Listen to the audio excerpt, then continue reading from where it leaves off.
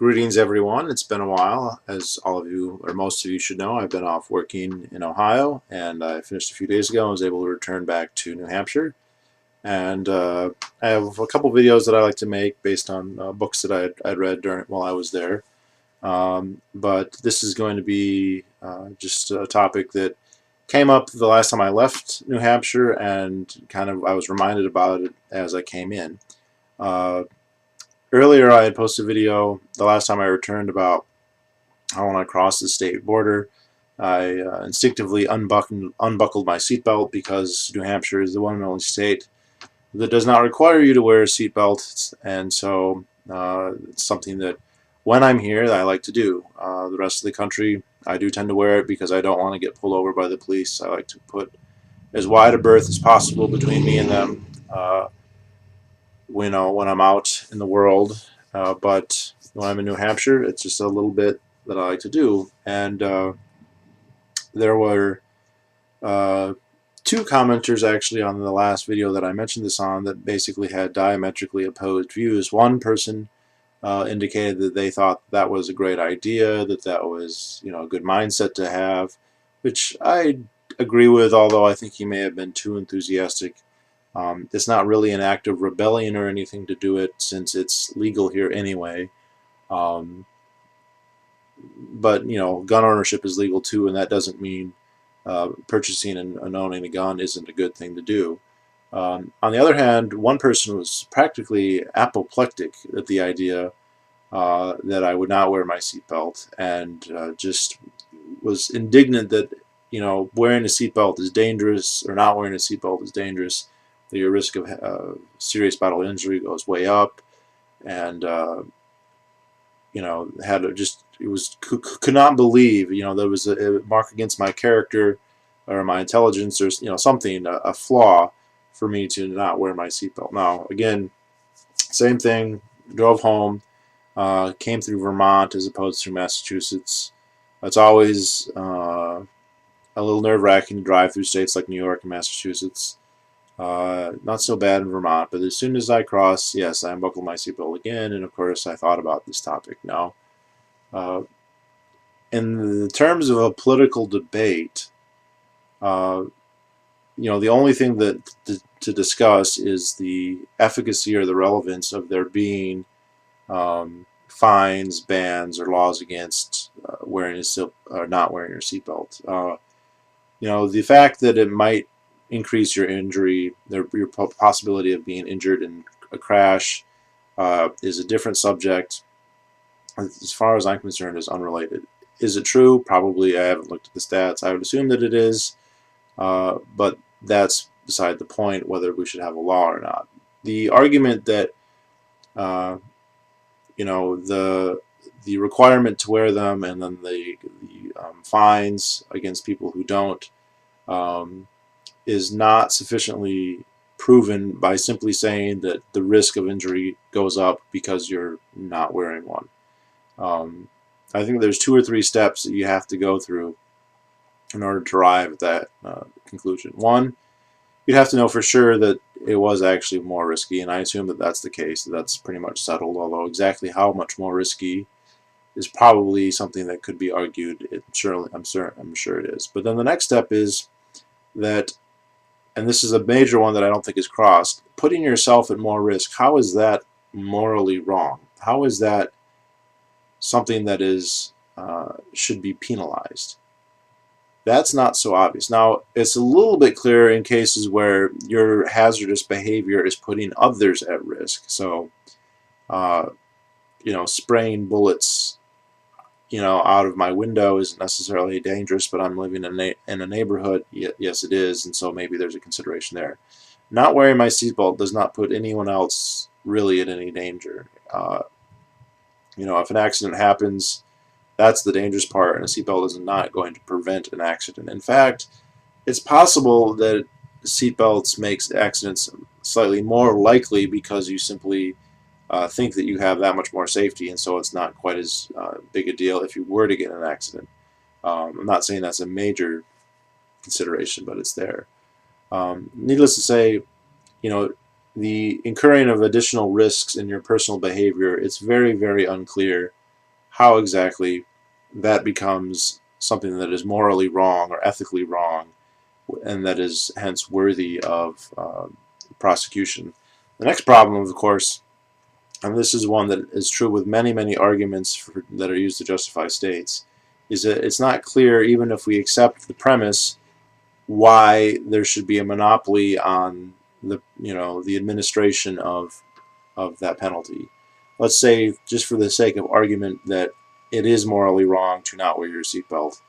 Uh, who then? Why is it then only the government that has the right to levy fines and to police that action? If it's morally wrong, couldn't anybody just come up to me and say, "Okay, you're not wearing your seatbelt, you need to pay me," or whatever? It's not clear how, of all the obligations and rights in society, are magically concentrated in one particular institution. Um, and then there's also the problem of there doesn't appear to be any kind of gradation here. Uh, Everything you do, no matter what it is, increases the risk of some kind of malady. Uh, Even just being stationary in a room, while the chances that you get bed sores go up, the chances that you die in a fire go up, the chances that you become sick if you close your windows. There's lots of everything that you do is going to increase the risk of something. And the system of fines that exists don't reflect any of that. They're very selective and arbitrary. Okay, this, and this. They don't select necessarily the most hazardous things, and they don't assign fines in a relative sense. I mean, there might be some rough, very rough prescriptions, but they're not. The idea that this is some kind of attempt to uh, counteract negative externalities by taxing them or penalizing them doesn't really hold water. I think it's much clearer to look at this as an attempt to raise revenue and also to have an excuse for plenary powers to say, look, we need to police this or that thing, and so since that's a difficult thing that many people do, like speeding or doing drugs, uh, this gives us carte blanche to do all kinds of things that we wouldn't be able to do if we were sticking to much more philosophically obvious crimes like murder or rape or theft, which are, by the way, are crimes that they largely ignore, especially theft, and actually to a certain degree murder. If you look, there's not even arrests, and I think the majority of murder cases, not even convictions of all the arrests, and some of the people they convict, as it turns out, are innocent. So, uh, yeah, like, if you want to, and this is an argument, like, I pretty much think I figured out, like, when I was in 8th grade. I remember uh, I was on a hiking trip, and there was a college professor in our group, and we were talking about helmet laws, because I think our state was debating whether people had to wear helmets on a motorcycle. And just, if we're going to be really honest, like, driving a motorcycle at all is vastly more dangerous to you than driving a car, and so should that not carry a huge fine? Certain types of cars are far more dangerous than other types. There's cars that are much better to be in if you're in an accident. It tends to be larger cars, among other things. So their construction, how many airbags, that sort of thing. Should there be fines levied against all of that? Should there be fines levied against smoking or doing drugs or eating too many fatty foods or not exercising enough? Whatever that means. Uh, anyway, uh, I took the position, look, if you want, you should be able to choose for yourself whether you want a helmet or not. And he took, oh, that's all very well and good, that sounds nice, but what happens when you get in an accident and then I have to pay for your medical bills because you messed up your head really bad? And it was obvious to me then, and it's no less obvious now, that the most correct answer is to say you're not obligated to pay for his medical bills if he gets into an accident. Um, you know, the the amount of moral hazard that people are willing to allow to try and alleviate certain sufferings that they imagine, that are real. I mean, accidents do happen. Um, it shows a clear lack of thinking things through, because telling people that if you get in an accident, if you get hurt, you know, your medical problems will be solved by others, is going to make those problems more likely to arise in the first place. And telling somebody you don't have to wear a helmet, but if you get hurt, you know, you are guaranteed. It's one thing. It's one thing to ask. It's one thing to be offered charity. That there's nothing wrong with that. But there is something wrong with telling everyone you have to. You're obligated to pay for this person, and that's also similar to what I mentioned before. It's unclear why there's a monopoly on forcing people to, fix the wrongs in society. Um, let's say there is a person who is injured horribly, or poor, or sick, or whatever, and let's say there is some kind of moral imperative that those people be provided what they need by society. Then that's not a specific grant of authority to any one particular person or institution. Why can't then anybody go around and say, hey, so-and-so's in the hospital, their head's busted open, you need to give me whatever, $100 a piece to go take care of it. I could do that, you could do that, anyone could do that. There's no particular thing that says, oh, only one institution can do that. There's a couple arguments for states that are based on uh, a single monopolist, like a lot of the Law and Order things. You have to have one Law and Order over everybody else. Apparently, though, not for the entire world. But most of these arguments about social being a way to correct social ills doesn't imply there'd be a monopolist. Even the ones that say coercion, well, you need somebody who can coerce the freeloaders. That somebody, you don't have to have a monopoly on coercing the freeloaders. Wouldn't it be even better if there were multiple coercers all going around making sure there's no freeloaders? Because the government actually allows a lot of people to freeload. A lot of people, millions probably, more or less on net. It's debatable, I guess you could say. Maybe if we had thousands of coercers out there, no one would escape, because they'd each have an incentive to find the lackeys and the shirkers, and force them to pay their fair share. Uh, but yeah, I don't see many people making that argument. They just make whatever sounds good and then don't use it as a general principle. But then if it's not a principle, then they can't really use it as an argument. Then can they?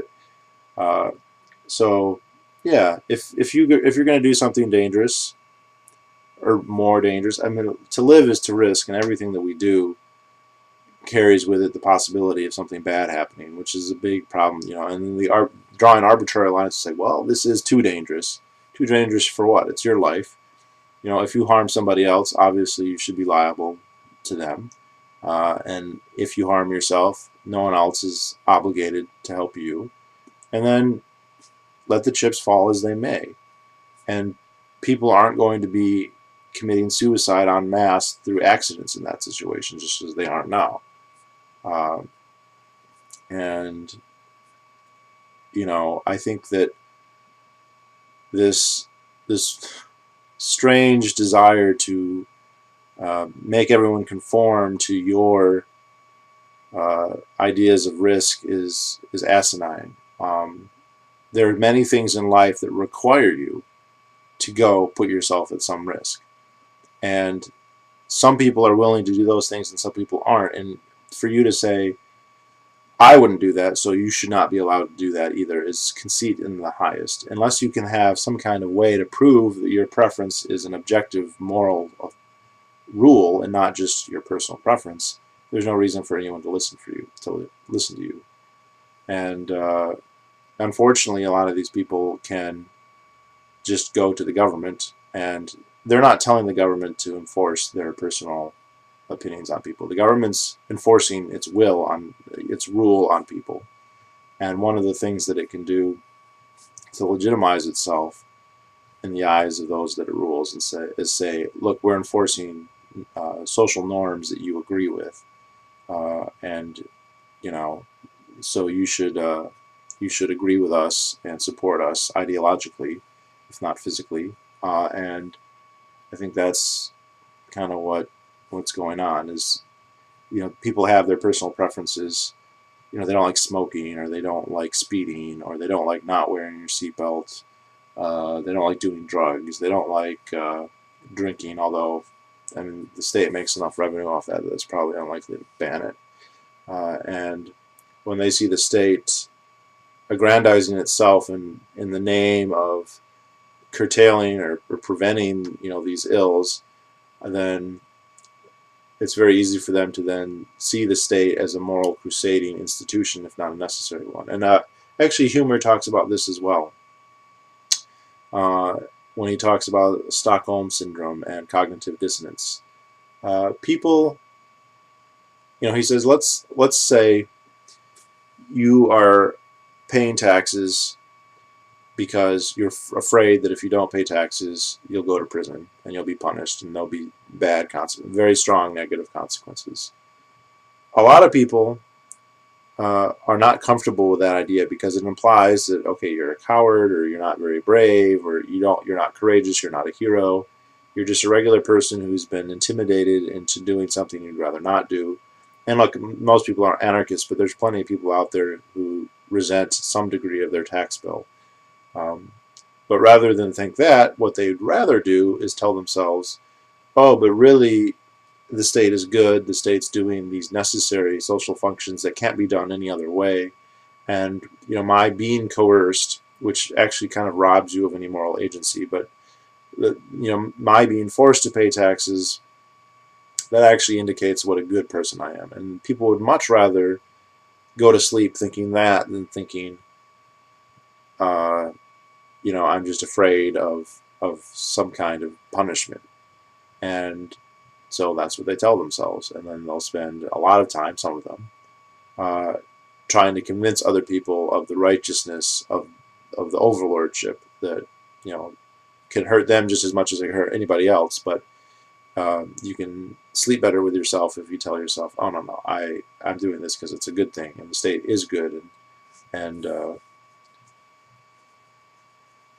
those who are against it are just putting themselves at great risk. No, not necessarily. So, the state's not ultimately responsible for your life. If you get fucked up, if you destroy your life, the state's not going to bail you out, even if they provide medical care in some nominal sense. There's much more to your existence than whether or not, the mechanics of your biology are functioning smoothly. And it's giving the state a lot of credit to say it can effectively do that. Certainly can't do that with veterans, apparently. Can't do it in the NHS. It can't do it anywhere. It can't do anything in a comprehensive 100% way. Now, obviously, they allocate enough resources towards a goal. There are going to be people who are going to receive something that's going to be better than nothing. Absolutely, that's true. Wouldn't deny that for a second, but that's different than saying this is a guarantee that everyone's going to get what they need. That's a promise that's never kept. But even if it was in, say, the case of medical care, you can still completely screw up your life. And as long as someone is telling you that you can do that and we're going to bail you out, you're just giving them an excuse to continue doing it. It's just like coddling parents who always take care of their kids no matter what. The kid is never going to grow up then. And maybe that feels good for a lot of people, but that's not the real world. When you fail, when you're on your deathbed or middle-aged and or old, and looking back at the failure of your life, the fact that the government was there with all these silly rules, isn't going to help do you any good. And the more responsibility you can take on to yourself, the better. You will get farther in life in our mixed economy if you are painfully aware of how ultimately your fate is in your hands, if not entirely your hands, more in your hands than anybody else's. Certainly more than the state, which is not paying you any mind. None. I mean, you're a statistic, you're a poll number, you're not even a ballot, really. There's so many. And so, this idea that it's watching out for us, that these laws are for our benefit, it's not that at all. These are just, they're for revenue generation, but they're also for, this is a pretext for our intervention in society in a more robust way than we would be able to do otherwise. And it's also an excuse for people to support them ideologically, because people need that. People need to think, that the what their situation, it's the ethically right situation, and they can, and that it's not might makes right. It's not coercion. It's something more noble than that. Uh, and people are really adept at convincing themselves of fucking lies like that. And yeah, it's kind of sad, but yeah, I also will say not wearing a seatbelt is much more comfortable. So there's also that. So anyway, good to be back. I'll be uploading some videos pretty shortly here, and I'll talk to you all later. And hopefully I'll see some of you at PorkFest. I am going to go. Actually, don't have a spot to stay. I bought my ticket, but I never got a place to actually put my tent. So that could be interesting, but I'm not too worried. There's usually people there. Uh, all doors open for those with money, and we will come to that when it comes to that. But anyway, hope you're all having a good summer, and I'll talk to you all later.